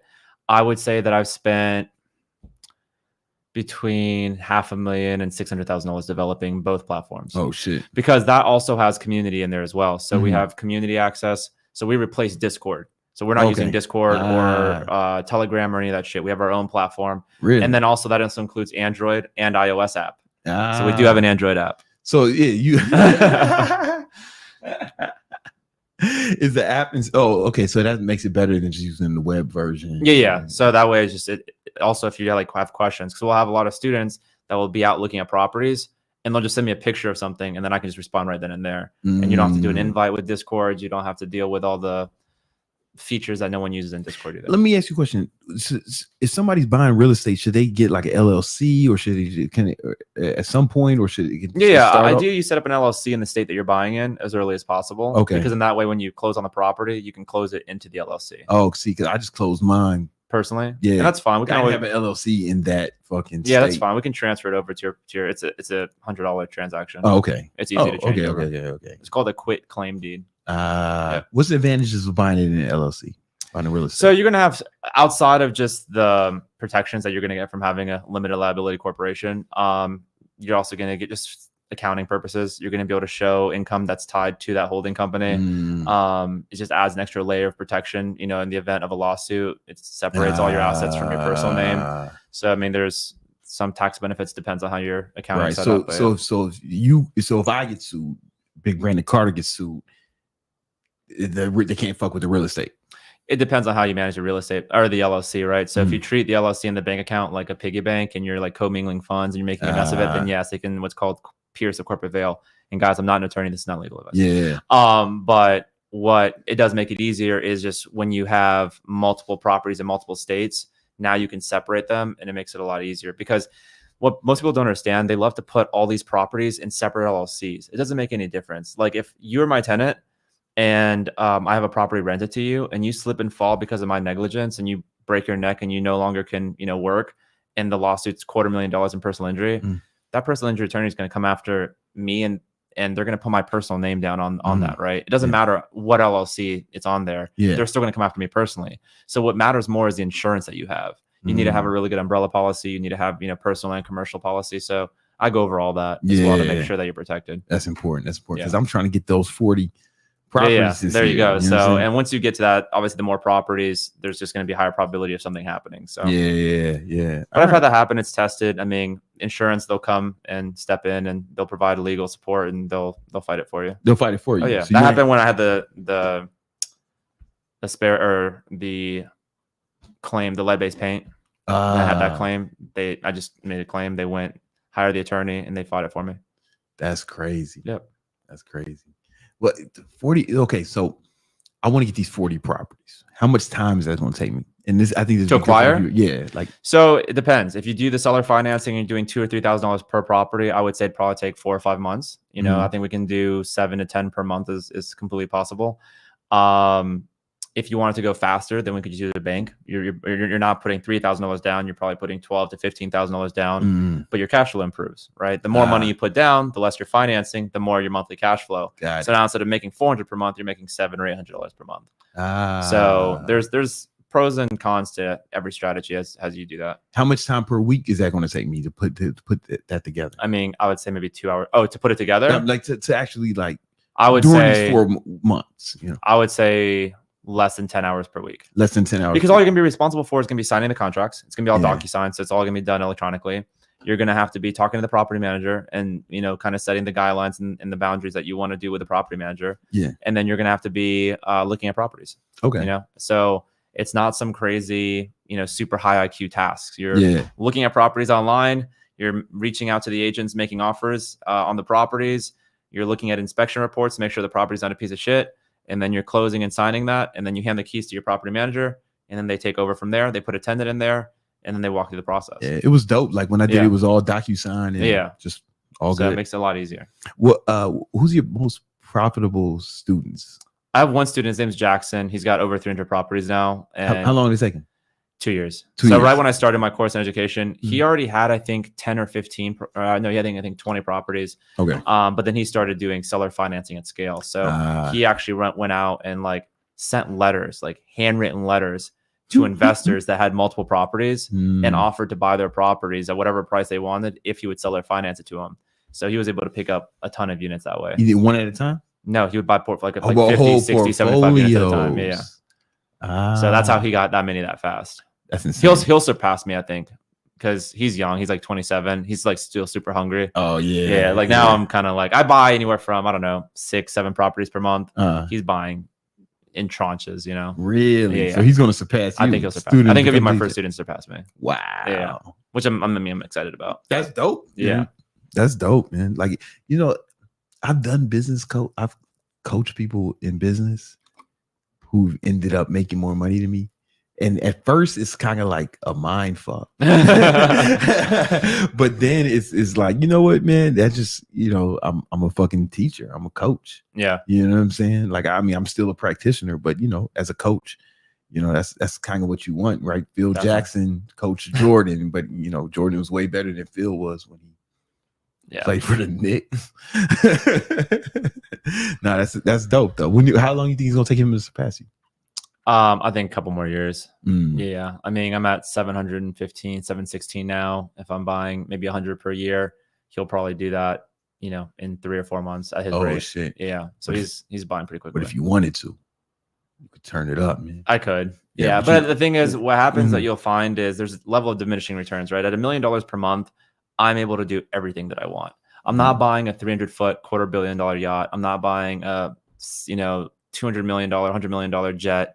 I'm not doing a lot of like the billionaire shit, but I'm still flying first class everywhere. I'm still living in a $20 million house. I can still afford literally any car that I wanted. Yeah. So I have all the time. That's the most important part. The time. We both know a bunch of rich people, but a lot of them are working all day long. Yeah. You know, or they just don't have no fun. You know they have no fun. Yeah. They don't have the time to enjoy it. So for me, it's a balance between lifestyle. I find that 9 to, I don't know, maybe 11 or 12 property managers is going to be the max that I want to, deal with. I'm still dealing with them for a few hours per week, but obviously that expands the more that you grow. So, but some people want to treat it as a real full-time business. They want to be involved 8 hours per day. Some people like get off on the productivity of it. Yeah. I hate working. I don't like working. So I just don't. See, I just chose the laziest way to get rich. And this happened to be it. I bought an asset. I know how much that asset's going to make me every month. The customer doesn't want to talk to you. You don't want to talk to the customer, which is the tenant. And then you have, somebody managing it for you. How much money were you making when you feel like you were rich? When it first hit me, I would say probably 50,000 per month, 40 to 50,000. Yeah. At that point, that allowed me to comfortably get, the Ferrari, the Lambos, that I wasn't noticing that $4,000 a month payment when you're making 50, 60,000 per month. It's barely 10% of it. But I mean, even earlier on, once my rental income surpassed my wholesaling and my more active income, that's when it's like, it hits you in the face. You're like, holy shit. Like I didn't do any work on acquiring these properties anymore. Like they've already been bought. They've already been rented. And I just got paid $25,000 this month.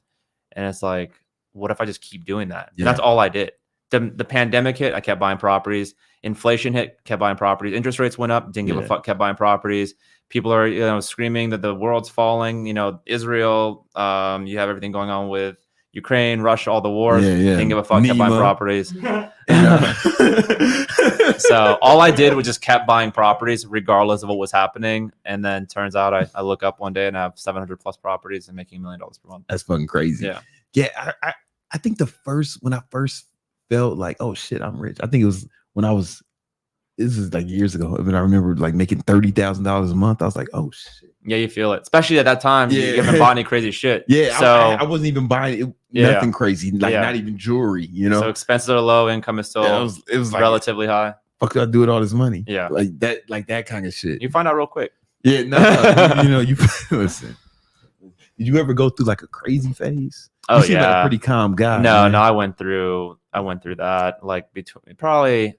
I'm 36 now. I would say probably 32 to 34 because at that point, that was a couple years ago. I had already had hundreds of properties. Obviously, I'm 10 years out of college at this point. I was single. So I did the whole Europe stuff. We went to Europe and spent $500,000 in a month in Europe. Me and one of my really good friends out of California. So yeah, we went through all that. Yo, being rich in your 30s. It's wild, dude. It's wild. Bro. Also, the other thing that they don't tell you when you get rich is that money stops having value. Like, right? Yeah. So and that's the dangerous part. And that's where a lot of people will fuck themselves because once you get past, I don't know, 100, 150,000 per month, most day-to-day things, it's not designed for people making that much money, right? You don't notice it. It all turns into fucking Zimbabwean dollars. There's no value to it. So, and that's what really will get out of hand if you don't manage those expenses. Word. Even me making $1 million, actually this month we'll do 1.2 million because I make 140,000 a month for my courses. Okay. And software. So it'll be 1.14, I don't know, maybe 8 million this month. I'll still use like budget software. Like I used to use mint.com. Yeah. Then they went out. So now I use Mint.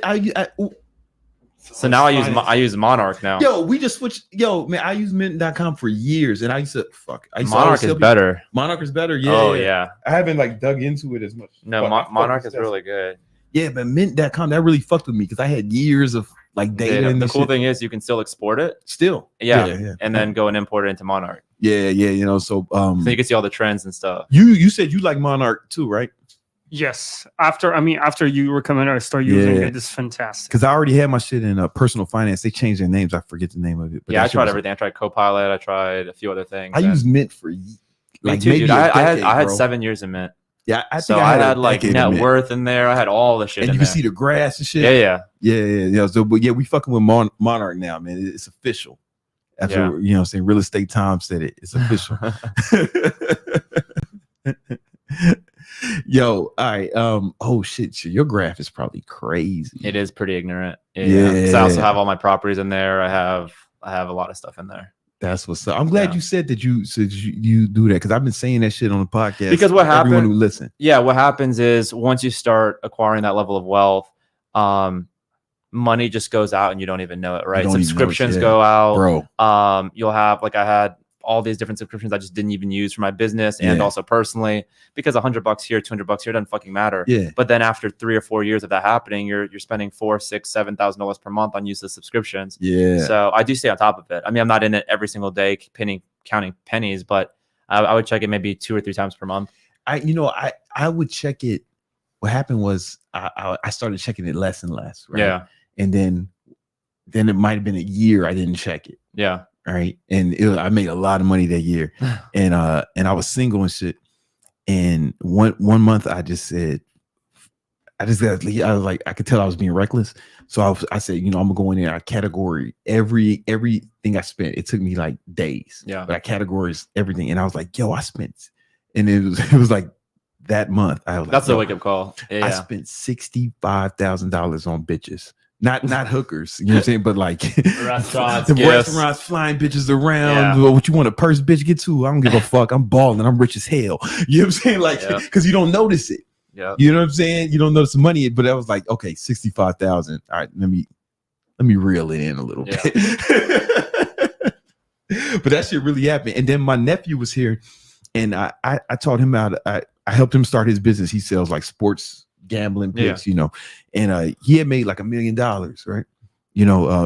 Between, it wasn't all from his business. Maybe half of it was like the money he made gambling, the other half was from the selling the picks and shit. Yeah. So because he's a practitioner, right? But he was like fucking up, like he fucked up all his money. Blew a lot of money. He blew up like a shitload. Yeah, of money. You never want to blow your whole load. Yeah. Listen, man, he went full retard, and you also don't want to do that either. Nah. You know what I'm saying? I don't think I'm supposed to say that word on YouTube. You're blocked. You can say whatever you want. Nah, it's cool. I'm sorry, man. If you are a mentally challenged motherfucker, you know what I'm saying? I'm sorry. I mean to motherfucking offend your goofy ass, man. My fault. All right. But he went full ridiculous. Full ridiculous. And so I brought him here for like a month. And one of the first, because I was like, you got to get your shit together, man. And I put him in the Airbnb. I was like, yo, he's like, this is like man camp. But the first thing we did was have him put everything in mint.com, right? And we did all his expenses. And I was like, motherfucking same shit. He spent like $35,000 on bitches. I mean, not even hookers, right? Hookers would have been cheaper. Yeah. You know what I'm saying? Significantly cheaper. And more efficient. And more efficient. Time, it's like, listen, man, depends on what Charlie Sheen say. I don't pay him to come, I pay him to leave. You know what I'm saying? But anyway, just like dinners and flying with bitches places, you know what I'm saying? And he wasn't putting bitches in the fucking coach like I was. You ever do that shit? You ever fly first class, put the bitch in coach? No, I did that shit just because it's funny. Wait, while you're traveling with them? On the plane with them. You're crazy. Yeah, I did that shit just because it's funny to me. No. Like me and one of my boys, I can't say his name, but he would do that same shit and we would just laugh about it. Because these hoes is from the Bronx, man. They just happy to be out of the Bronx, That's the advantage. If you like Spanish girls, man, you can find some hot ones who are super poor.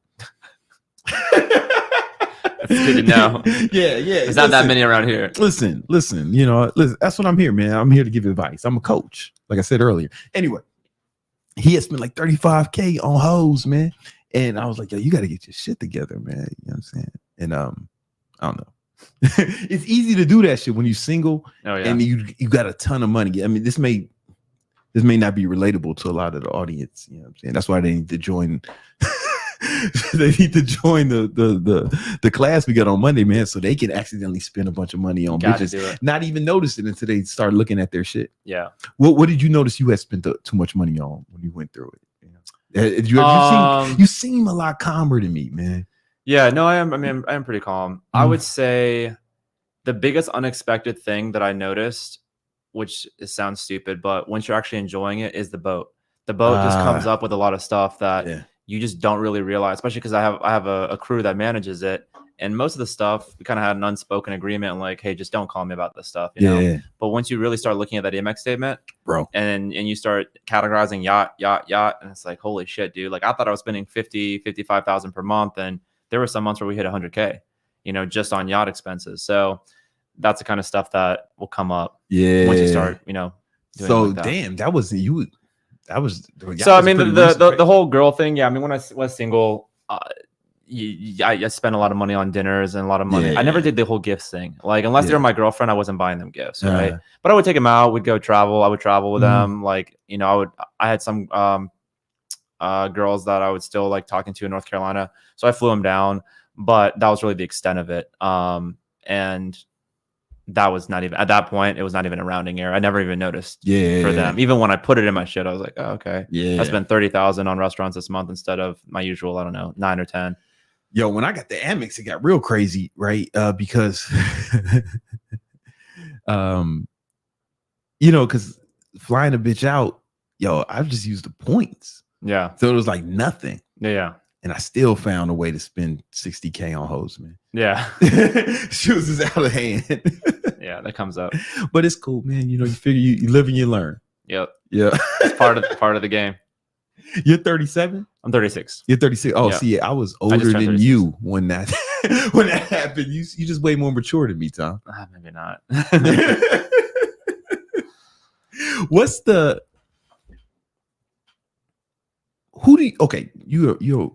who are like your friends? Like were there people that you had that were friends with back when you was yeah, but pretty mix of or friends, like just all guys, other friends like me, man, ballers, shot callers. No. Because I mean, before I moved to Miami, I really didn't have that many like rich friends, right? So when I was in North Carolina, I had friends from college. I had friends that, you know, had good jobs. I mean, I wasn't friends with any bums. Like, all my friends were either had an architect friend. I had a friend that did like geology studies and did like surveys. I had friends that were doing like financial management. So it was a mix of friends. I mean, they all probably did, I would say, low to mid 6 figures. Yeah. And then I moved to Miami, and then I met, you know, motherfuckers like you. Yeah. I have other friends that are doing real estate as well. I have some Airbnb friends. I have some friends that do crypto. So I have like a pretty big variety of people that I meet. Do they ever be trying to pitch you their investments? Like, Tom, you know what I'm saying? They know better because they all see my content and they see that I shit on everybody's strategy. Because at the end of the day, you could do crypto, you know, but the second that shit cuts in half or drops, and then it's always the crypto boys in my DMs talking about, hey man, like I need money for rent, bro. Oh, every single time when that shit drops, that's when they come out in herds, you know. So I noticed that. Airbnb the same way. During the pandemic, I had probably 3 or 4 different people that had asked me like, hey, can you help me cover, you know, mortgages for a certain period of time? Because when that shit happens, when a pandemic hits, or if there's a huge unemployment, or if we have another 08 and all these people can no longer afford their rents, or Airbnb dries up, all these guys still have $1 million mortgages on their houses, and it still has to be paid, you know? So I did give out a couple loans back then. Yeah. But that's just why I'm so self-sectionate. Yeah. Because I wasn't gonna let them go tits up. Yeah, because you can't have poor friends. No. I do have poor friends, though. Yeah, I do have friends that make, I would say, between $70,000 and like $110,000. Oh, okay. Yeah, I wouldn't call. Okay, I guess I'm poor. I mean, like, relative. It's all relative. Like, I got friends like that from college, but I meant like poor, like from Chicago. Like destitute, like from Chicago, South Side, where I'm from. Well, you know, but it's like, well, I'm not like friends with them no more, right? Because most of the friends from Chicago, you know, when I went to college, they stayed in Chicago, and they eventually got like, you know, leadership positions in local street gangs. Yeah, and a lot of them in prison, in jail. Well, yeah, I mean, that's a whole different story. No, I don't have I'm any not friends with them no more though. I don't have any gangbanger friends. Yeah. When I went to college, I was like, I'm not gonna fuck with anybody who doesn't go to college from the South Side. Well, there you go. And that was a good decision for me, man. That was a good decision for me because shit didn't really work out well for them. Yeah. If you ever seen that like King Von documentary that my man Trap Lord Ross made, like that's like walking distance from my house, you know what I'm saying? From where I grew up. Anyway, yeah, most of my friends, the friends who ain't rich, they're from college. Yeah, that's probably similar for me too. Yeah. And I still have a couple high school friends as well that, you know, do okay. But they're all doing good. I would say like 6 figures, you know, some high 6 figures, you know. They're all doing pretty well. I'll be damned. Well. Yeah, I'm saying they're really making out the trenches, as they call it. Hey man, they did all right for themselves, man. We love to see that for them. Yeah, man. What damn, man, I think we covered everything. We covered everything. What are we going to cover on that class tomorrow that we didn't cover tonight? Yeah, so we're going to talk about on Monday. I'm sorry, Monday night. So we're going to be talking about how to choose the properties, the buying criteria for how to choose them for Section 8. We're going to talk about the best cities and markets to buy in. We're going to talk about how to buy with $2,500 down. We're going to talk about basically the whole process, along with how to use the software to identify these properties. That's the dopest part. And then also how to manage the properties remotely to really make it truly passive. Yeah. Because the last thing you guys want to do is be a Mickey Mouse landlord. That's a landlord that's out there plumbing toilets, talking to tenants.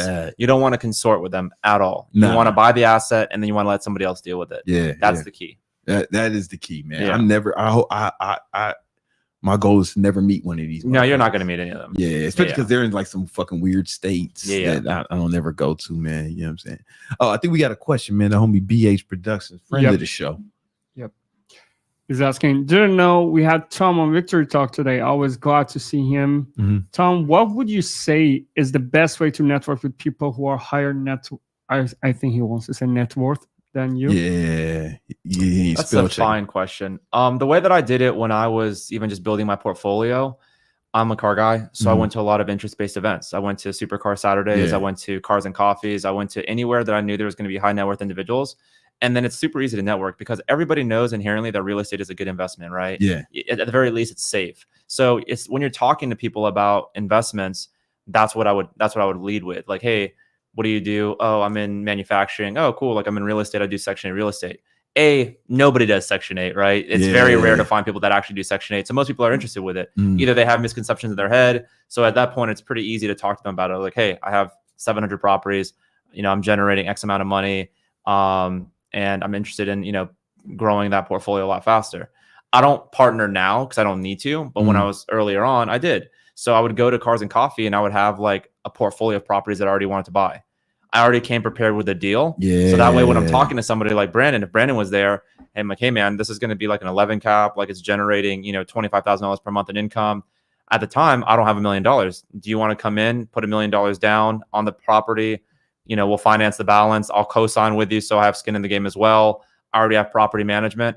It's a very easy pitch. It's not like I'm pitching you some like risky ass startup that's going to go tits up in 6 months and you're going to burn all their money. Like the money is going to go into an asset. You and I are going to be able to go touch the asset if we want, and you already know exactly how much money you're going to make before you even buy the portfolio. So that's how I would network with other people. I also went to a lot of real estate investor association meetups. If you guys look up REIA for real estate, there's chapters all over the country and it's free typically. Sometimes they charge you like $20 cover, and you go in there and you have real estate agents, lenders, you have other investors there, wholesalers. And I did a lot of that as well.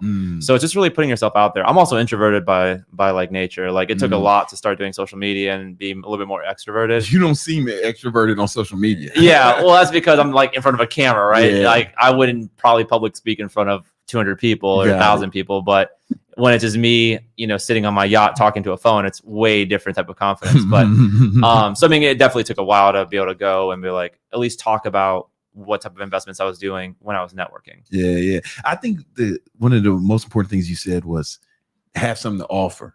Yeah. Right. Because sometimes people, when they say they want to network, and I'm not saying that's BP Productions, but a lot of times they want, how do I network with other people? And it's like, you don't have nothing to offer, man. So you really you're trying to extract value from these situations. Yeah. And the way to provide value there, and that's a great point, because everyone, like in our position are so used to people pitching us shit Yeah. without really providing any value. The amount of people that are like trying to like be my closer for my course and software in my DMs or trying to start a little community for me. I was like, dude, I only have one sales guy, you know, that helped me with it. You know how he got the job?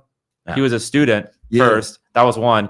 2, he brought me 4 sales before he was even my sales guy. So it's just stuff like that. So when you're going to these networking events, have a deal ready. Yeah. Hey, have a pre-vetted portfolio that you've already looked at, that you want to get into. All you need is the money. And when you go in and you approach somebody like me, and the first question I was like, oh, okay, well, like, what do you have to invest in? Like, what do you want to do? Oh, well, you know, I still got to look into that, blah, blah, blah. I was like, you're a clown. Like, you're a whole ass clown. How are you going to go start networking without even having a deal to network about? Bro. So be prepared. Already have, you know, something in the works that you would be able to present to them. Make sure it's actually a good deal. Yeah. And, you know, even if you don't have a lot of properties, I would say 3 to 5 properties is the minimum that you would need to have a track record where somebody like me would take you seriously. You don't need to have 100 houses. Like if you have 3 Section 8 properties that have been cash flowing for 6 months that you can show bank statements guaranteeing it. Yeah. Someone like us can take a look at that and be like, hey, if you can make that happen with 3, what's stopping you from 300? You know, so yeah, that's the way that I networked early on. I like that, man. You know, I like how you say your salespeople, you know, work for you, right? Because that's the same shit with me. Like all my salespeople were students. Yeah. Right. And the beautiful thing about that is it also works better because they have more conviction, right? I don't want to have to first teach someone sales, or let's say they know sales, but it's in like I got to give them the teach belief. them your philosophy. Yeah, it's like now they come in knowing it because I teach my students sales. So like, hey, we're doing the same thing. The same thing I taught you, we're actually doing it. Yeah, right? that's the same thing. I'll respond to their DMs. I was like, oh, can I be your closer? Oh, you're already a student? No. Well, if you don't even believe enough in me to do that, then I'm not even going to give you a chance to do it, right? Saying? So it's the same thing. Yeah, that's what's up, man. Have something to offer, man. Guys, listen, make sure y'all. One of the ways you can network with people, and this is real shit, is to join courses or join communities with people in it. And you know, listen, so like I'm sure the people in your program network with each other, then they bring deals to each other and all that shit, right? Yeah, that happens all the time. I mean, there's a lot of people that might have just sold their company and they have a bunch of money, but they live in California. Yeah. And they want to buy in North Carolina, but they don't know anybody in North Carolina. Well, if you're in my community and you're also in North Carolina, you're a perfect partnership opportunity for them. So there's a lot of different ways where you can leverage other people's time and experience. That's a fact, man. Yo, listen, guys, join the link in the description, and we're going to click that link in the description. We're going to do a free class, all right, on Monday, right? Me and Tom, we're going to break down how to get into Section 8. We're going to break down his whole strategy, his whole philosophy, show you how I got my first property, you know, and how I'm going to get to and how I'm going to get to my goal of 40 properties by the end of the year. Hey, I'm also doing $1,000 cash giveaway at the end. Oh, and he's doing $1,000 cash giveaway. So do a $1,000 giveaway as a little attendance bonus. Hey, you don't want to miss out on that, man. You get a fucking grand. Come on, man. Links in the description. Rack. You know what I'm saying? What the fuck else you doing? All right. Anyway, Tom, thank you so much. Yeah, brother. No problem, man. Awesome, Thanks for having me on. All right, this has been another episode of that Victory Talk podcast. We do that every Tuesday and Thursday at 7 p.m. Eastern Standard Time. I'll let y'all. Peace.